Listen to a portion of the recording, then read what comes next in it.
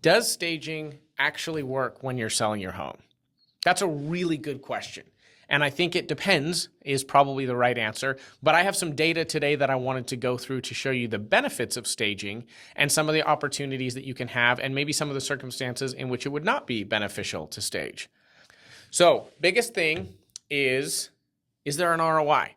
And the data show that there is, in fact, an ROI on staging your home. Staging costs about 0.5% to 1% of the purchase price of the home. Most staging companies will charge you based on the sale price in the end, and often that can be paid at closing, so you don't have to come out of pocket for it. So let's take a typical $500,000 house. That's a little below the median price in Kootenai County. So a $500,000 house, you're looking at about $2,500 to $5,000 to stage the home. That's a lot of money. That is nothing to stick your nose up at. And they'll bring in furniture, they'll do all the things they need to do. So it's really nice to have a service to do this, but does it ROI? The data show that you can expect to sell between 3% and 10% higher if you stage the home. So let's take the extremes on both of those. Let's say it costs you a full percent and you get 3% back. That's a 2% spread. That's $10,000. That's not bad. That's not bad. Now let's take the other extremes. You get a 0.5%, it costs you a 0.5%, and you earn 10%. You can substantially increase the purchase price of the home by staging. And why is that? That's really an important thing to understand. It comes down to the psychology of the buyer. If the buyer is walking through a home and let's say it's vacant. Vacant properties are a great opportunity for staging.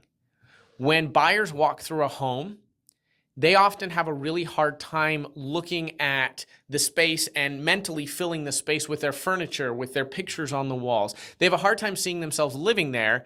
And so if we stage it, that makes it much easier for them to see it. They see the couches and how they're aligned. They see where the TV fits on the walls. They see the dining table and where that's going to fit in with everything, where the bunk bed's going to go. It helps them visualize and helps them walk through as if they were already living there. And I've seen this. I've seen this many, many times. In fact, I had a client just a few weeks ago. We were going to look at 3 properties in a row, and the second one was vacant and the third one was staged.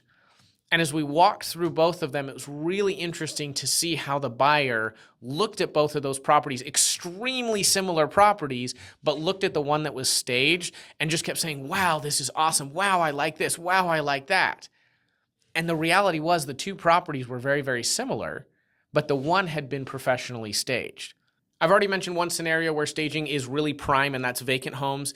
A few other examples would be homes with a really unique layout or a really unique style. Both of those would be really prime opportunities to stage and showcase those unique areas of that particular home. And there are going to be some circumstances in which it is not beneficial to stage, for sure.